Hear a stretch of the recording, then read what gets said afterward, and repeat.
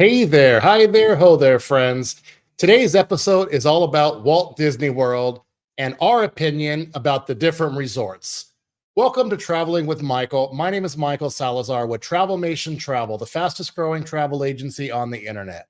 Tonight, I'm accompanied by my wife, Megan. Welcome. Hello. Thank you. We are live on the social medias. So if you could, please hit that like button, follow us, subscribe. We are live on Facebook, YouTube, TikTok, LinkedIn. We're online on Instagram. You can contact us at travelmationmichael.com. We look forward to interacting with you. Please drop a comment down below on any of the socials. It'll show up in our comments here. We'd love to interact with you and get your opinion on some of the stuff we're talking about. So let's get started. Today, I want to take time and talk to you about a Walt Disney World vacation. It's expensive, it's complicated, it's hot, it's sweaty, and it's worth every penny. Truly. The world is broken down into 8 major parks and areas: the Magic Kingdom, Epcot, Disney's Hollywood Studios, Disney's Animal Kingdom, Disney's Typhoon Lagoon Water Park, Disney's Blizzard Beach, Disney Springs, and the ESPN Wide World of Sports. What's your favorite park at the world? Probably Hollywood Studios. Okay. Mine's Epcot. I like to eat around the world. So the resorts are broken into 5 tiers based on price level, level of service, and location. The top tier, let me open this up for you so you can see what we're looking at. I like that one there. The top level in Walt Disney World is called villas. Now, these are usually larger family-style suites at select resorts that are usually 2 bedrooms, and they sleep up to 8 adults. So as you can see here, these bungalows are over the water.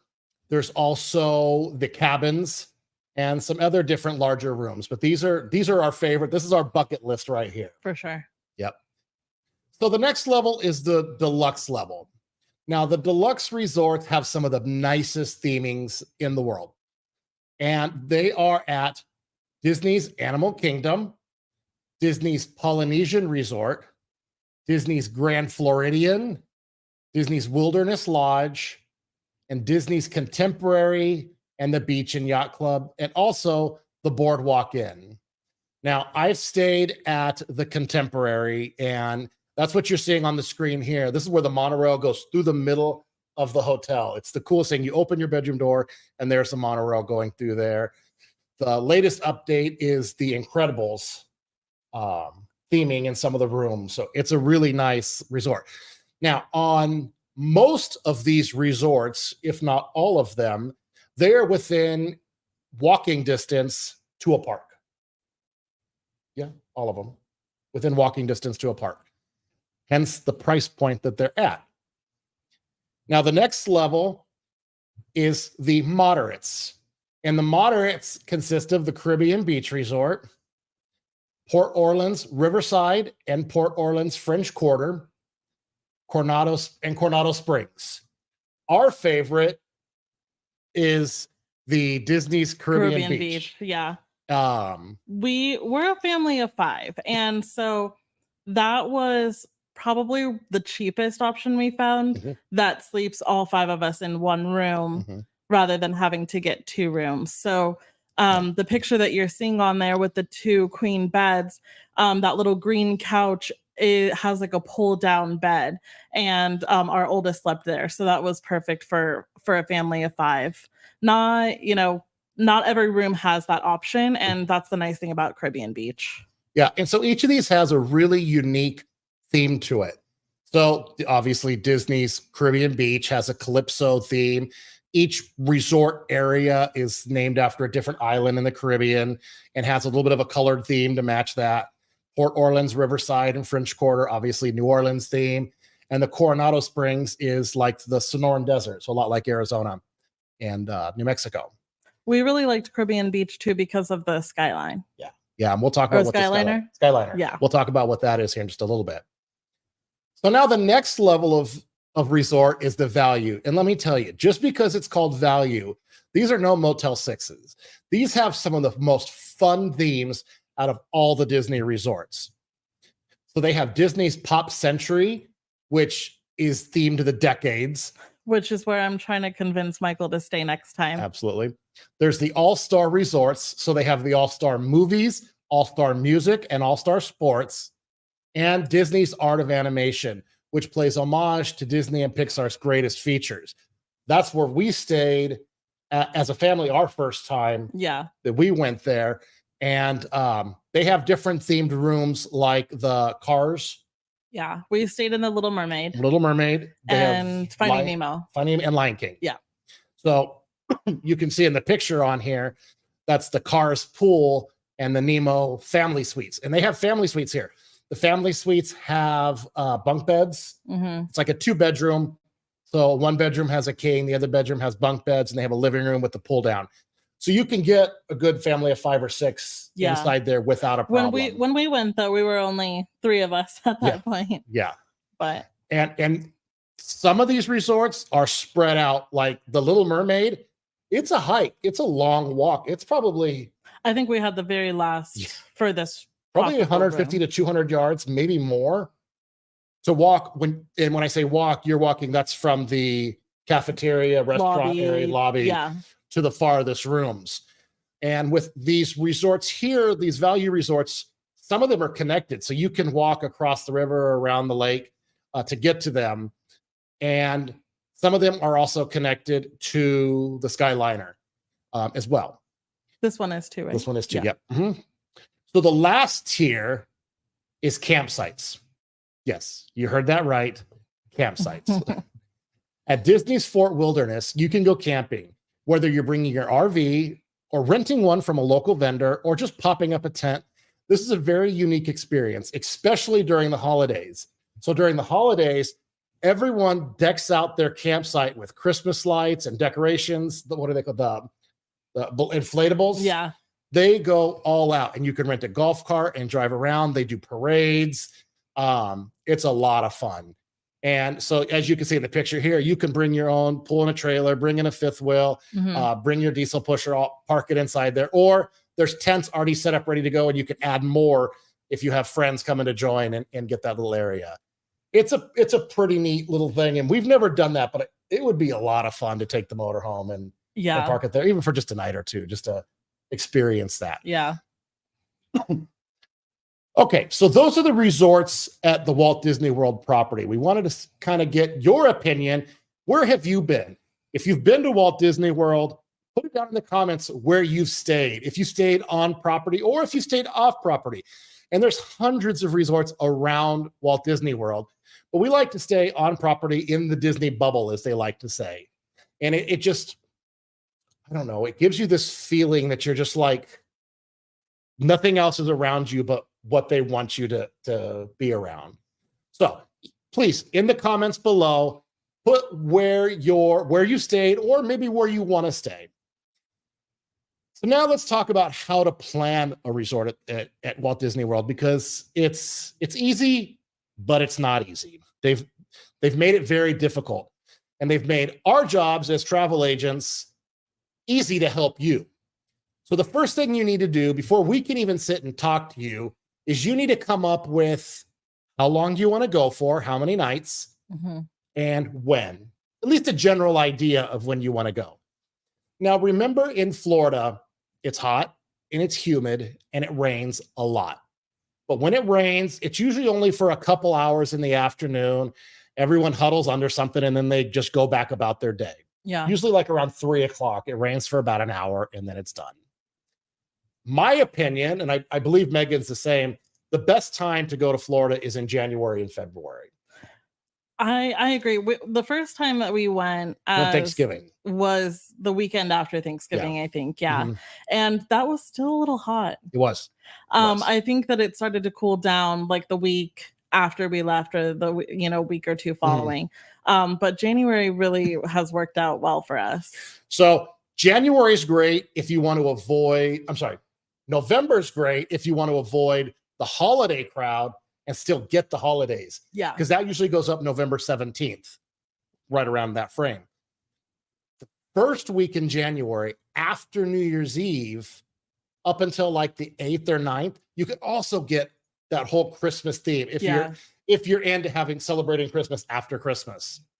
So that first week. Otherwise, I really like that second week in January. That just seems to be the sweet spot before all the closures. Well, I mean, but we always end up going around my birthday, which is the very end of January. Yeah. And that's when we're going this year. We're going that last week in January again for a week. So that's going to be a lot of fun.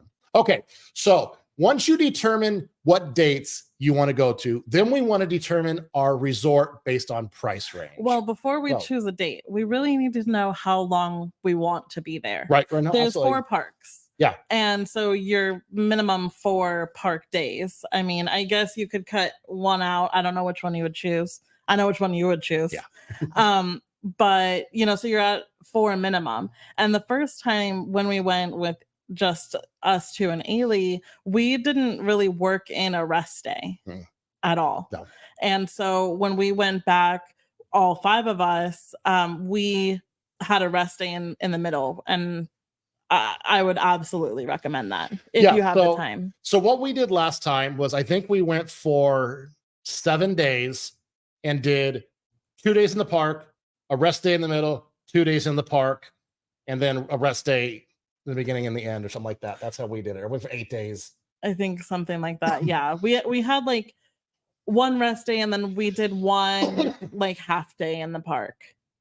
Yeah, something like that. Yeah. And what we also did, what Ailey and I did on that half day, they went swimming because the resorts all have great pools. Really Ailey and I went to Disney Springs, which is a shopping center, like an outdoor, I don't know what you call it. It's like an outdoor shopping center. Yeah. They have restaurants. They have higher end shops. I don't even know what kind of shop, what they'd call that. But yeah.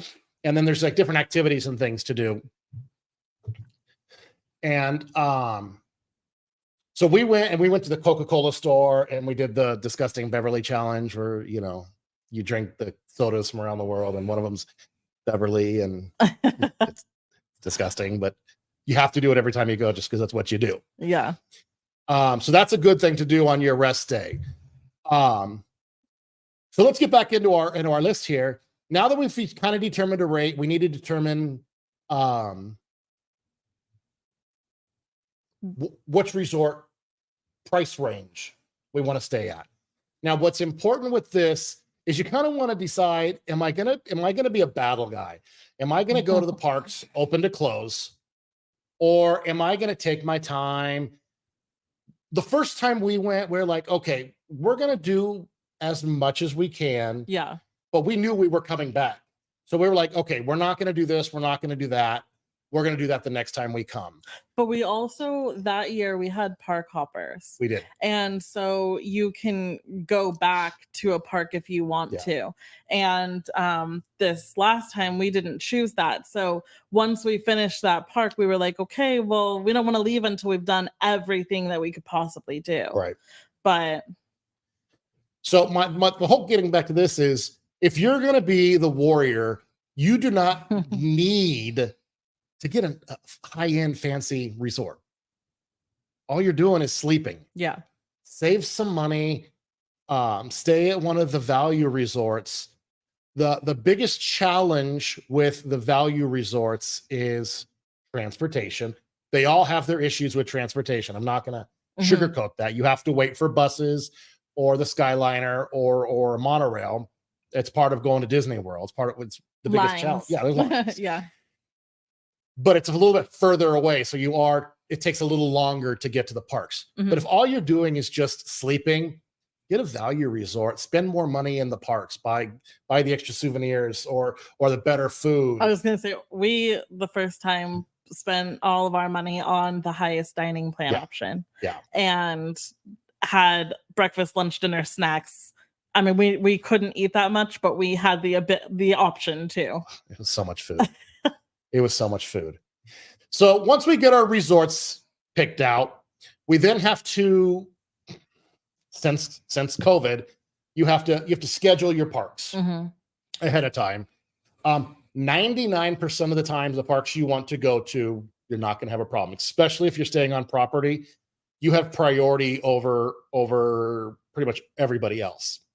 So if you say, hey, Michael, Megan, I want to go to Disney World and I want to go for 4 park days, we're going to have to say, okay, you're going to do this park and this park first, this park third, and this park fourth on these set days. And it kind of stinks that it's so regimented, but you have to make your reservations. It's part of playing the game, the Disney game now. Yeah, but you kind of want to have that on your radar anyway, even if you weren't forced to, right? Because you want to know where you're going to be, what restaurants you might want to eat at. That goes to that next step is you're then able to make your dinner reservations based on where you're going, and you can kind of have your whole day planned out. And that's one of the things, if you book from us, we'll help you set up an itinerary and set each day and give our recommendations of where you should go, because eating dinner is not an easy task at Disney. You have to have reservations at the sit down restaurants. Yeah. And there's some you really don't want to miss. Yeah, absolutely. So pro tip, like she said, if you're going to go to the parks more than 4 days, have a skip day in the middle where you can go shopping or go swimming. Mm-hmm. Specialty restaurants, you do have to make reservations for. You can make those up to 60 days before your check-in. Pro tip, if you book with us or any Disney vacation planner, they can help you book those and get those set up for you. And there's I don't want to call them fine dining, but there's nice restaurants everywhere in Walt Disney World, at Disney Springs, at all the parks. The resorts have some amazing dinners. In fact, there's a few restaurants that you have to wear a jacket too, just because it's what they do. But there are some really, really nice restaurants there and all kinds of food at all kinds of price points. So let's talk more a little bit about your middle day and some of the things you can do. We call that resort activities on the screen here. So some of the things that you can do is you could go swimming, you can go shopping. There's campfires at certain resorts. There's movie nights. Yeah, on the lawn. On the lawn, yeah, they do up like an inflatable screen or some sort of big 100-foot screen or something like that. I think on some of them they just put it on the building, don't they? They might, yeah. It's there's jogging paths at almost all the resorts. There's a couple lakes. You can rent a pontoon boat. You can go fishing. There's tennis courts, arcades, golfing. One of the fun things that a lot of people do is they'll do what's called the monorail loop and hit the resorts on the monorail loop, and they'll do like a dessert party, like a bar crawl or something like that. Yeah. And make that their evening, and then go to each resort, get a drink, get a dessert, and then go to the next one, get a drink, get a dessert. If you've done that, put it down in the comments before and let us know. I love the monorail, and I love to go to those monorail resorts. So that's the Grand Floridian, the Contemporary, and the Polynesian. Those 3 resorts there. So they're a blast. And then let's talk about, as we get closer to your trip, you'll want to make the decision if you want to do magic bands. You really don't need them anymore. No, but they're so much more fun. Yeah, it's a great accessory. Yeah. But you don't need them anymore. But they open your hotel door. Yeah, so you can use your phone, your key, your card, or your magic band. I think it's cool. Just walk up with your magic band and hit that there. Yeah. And entry at park and to pay for stuff, right? Yeah. Yeah. If you're staying at the resort, yeah. Yeah. Mm-hmm. So we talked about the resort being so big as well. Let's talk about transportation. When you come to Walt Disney World, you don't need to rent a car, because Walt Disney World has you covered between the Disney buses, the boats, the Skyliner, the minivans, and the monorail. They have an entire ecosystem in there that they can get you wherever you need to go. There is a little bit of wait at times. Yeah. But it's a lot of fun. So on the boats, you can go from park to park to park. For the most part, you can go. There's a couple different resorts on the boats. The bus drivers try to make it fun. They'll do trivia and talk, and they'll make it a lot of fun for you. Well, and the nice thing about booking like with a travel agent is we've learned some of the lessons in transportation. When we stayed at Caribbean Beach, we didn't know that we were the last stop for the bus. So in the morning, buses are driving by our stop because they're full. So now we know which preferred ones are better, or a better like so neighborhood. When you check in, when you check in, you want to ask concierge where the best spot to get on and get off. Now, we were the first to be dropped off. True. But the last to be picked up. And we were the closest to the Skyliner. That's true. We were. So there's, pros and cons for sure. We ended up calling an Uber a couple times. Yeah, once or twice to get to the Magic Kingdom specifically because that was the bus route. Yes. But to Epcot, we had no problem. Yeah. And Hollywood Studios, right? So if we go to Disney World today, where would you want to stay? So I really do want to stay at Pop Century. And I know that sounds weird because it's one of the value resorts, but the theming looks so fun. And I want to stay there once. But if I'm spending all the money, I think I would like to stay at the Wilderness Lodge. Yeah. Wilderness Lodge. Yeah. It's the theme is a lot like Disney's Grand Californian. Yeah. And it just has that. It's on a lake. As you're looking out the lobby and you're sitting in the big wicker chairs, you're looking over the pool, and then there's the lake out there and all the trees, and it is really. And it doesn't feel like you're in the middle of a park. Like it feels like very like secluded almost, and which is kind of nice if you want to get out of like the hustle and bustle of Disney World. Yeah. But they have a really fun restaurant in there too that we ate at last time. Yeah, so I can't remember the name of it, but they're purposefully mean to you there. Well, she wasn't.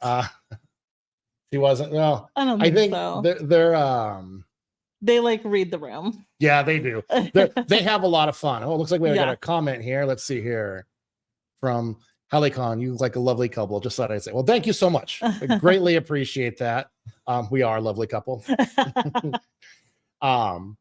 Once again, my name is Michael Salazar. This is Megan Salazar. We're travel agents with Travelmation Travel. You can contact us at travelmationmichael.com. We can book you on your next magical Disney vacation. We can book you on a Disney cruise, Disney's Adventure by Disney. I can book you on an all-inclusive.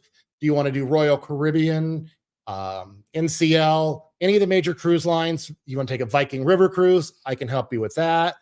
You want to go to Hawaii once everything's settled down over there? I can definitely take care of you for that. Please do not hesitate to reach out for me. Let us get you a quote. Let us sit down and talk and put together your next magical vacation. Thank you so much for joining us tonight. I will be back on Monday with another edition of my mock itineraries, and I look forward to seeing you guys there. Thank you so much. Have a fantastic weekend. Bye.